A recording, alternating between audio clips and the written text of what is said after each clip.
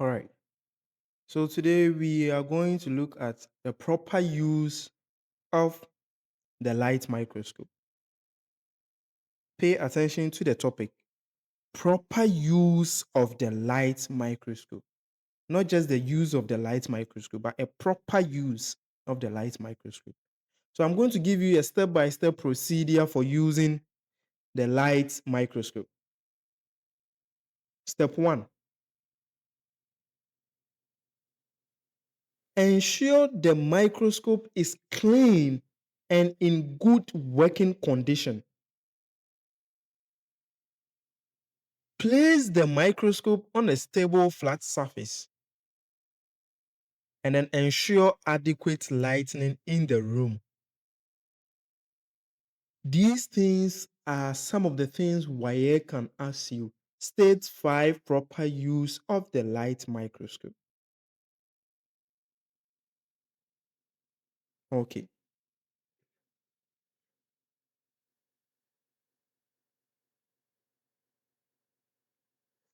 2. Place the prepared slide on the stage.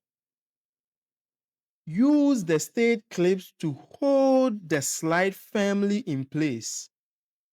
Ensure the specimen is centered over the aperture. Now, this procedure is like, let's say, you've gone to buy a TV and you don't know how to operate the TV.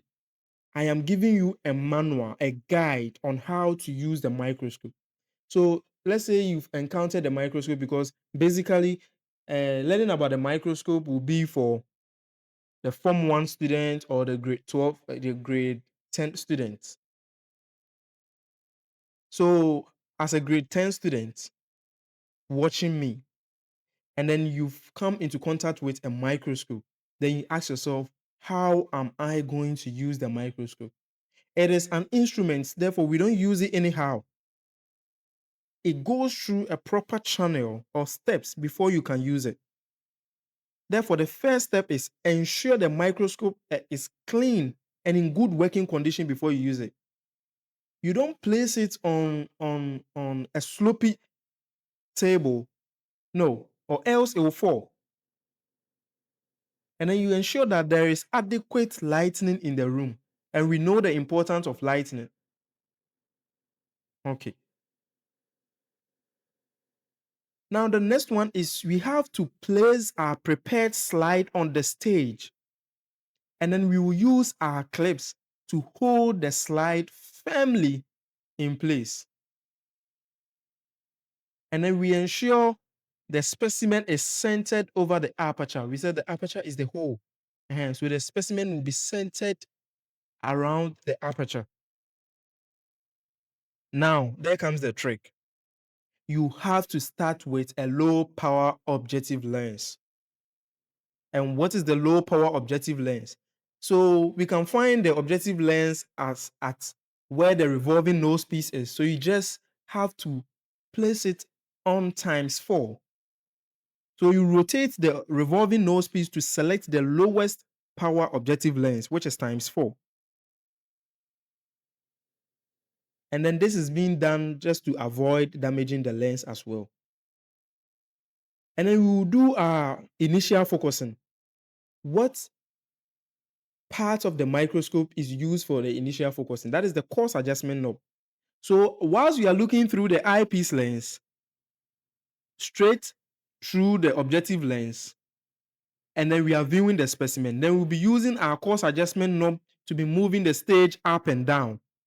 Now this brings the specimen into approximate focus, and then you should see a blur image of the specimen. After we viewing the blur image of the specimen, we use the fine adjustment knob to make a small adjustment. So here we don't turn it that fast, we turn it slowly. Whilst you are looking through the eyepiece lens, you'll be turning the fine adjustment knob slowly to be giving you a sharp and then clear image. Now we have to increase magnification. Therefore, we have to move from that times 4 objective lens to another. Only when it is needed. Some can look through the, or some organelles can be, or some objects can be found under the lowest objective lens, which is the times 4. But if you want to look through the tiniest details of the organism, then you have to move further the objective lens. So if you want to see more detailed, rotate the revolving nose piece to a higher power objective lens, which is times 10 or times 40. And then we are saying that the image should still be approximately in focus. Use the fine adjustment knob to achieve the sharp focus, as we can see. So you have to follow these steps, and then it will give you an accurate measure of the organism. Now, observation and then drawing. Observe the specimen carefully. The underlying word is observe carefully. Note the structure you see. If required, make a labeled drawing of what you observe. Remember to include magnification or scale on your drawing. We've talked about the rules governing a biological drawing, that we have to always involve our magnification.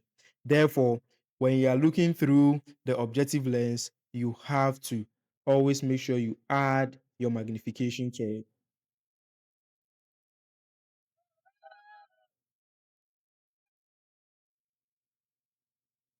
Okay. After you are done, you return to the low power because already you were high. So you have to return to the low power. Before removing the slide, rotate back to the lowest power objective lens. This protects the high power lenses. So you have to rotate back. Now, if you look under the microscope or the nose piece, you will know that the low power is smaller than, in terms of length, is smaller or shorter, I should say it that way. It's shorter as compared to the the high power and then the highest power. So times 4 is shorter than times 10, and then times 10 is shorter than times 40. Okay. So we are removing the slide. Release the stage clips. Carefully remove the slide from the stage. Place the slide in a safe location for cleaning. Clean the stage with a soft cloth. Do not touch the lens with your bare fingers. And then you cover the microscope when not in use.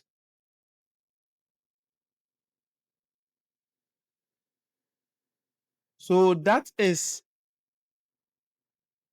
a procedure or a proper way to use the light microscope.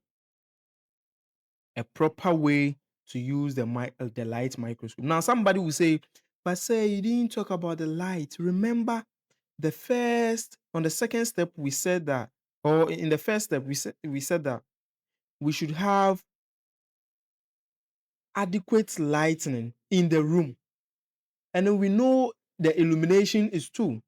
It's either from the window or the mirror illuminator or the bulb illuminator.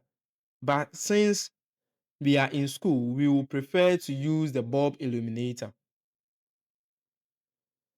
In situations where there is no current or electricity, that is when we tend to use the mirror illuminator. Or we can make that two comparison to see the difference between the mirror and then the light microscope. Okay. Now let's go to the next one. Care and maintenance of the light microscope. It is very important. It is very important. It is very important. Why do we have to care and then maintain the light microscope? The light microscope is a delicate and expensive scientific instrument. Proper care and maintenance ensure that the microscope functions correctly. Remember the procedures we said you have to get a, a good functioning microscope. So if we take a proper care and then maintain the microscope well, it will function correctly. Also, proper care and maintenance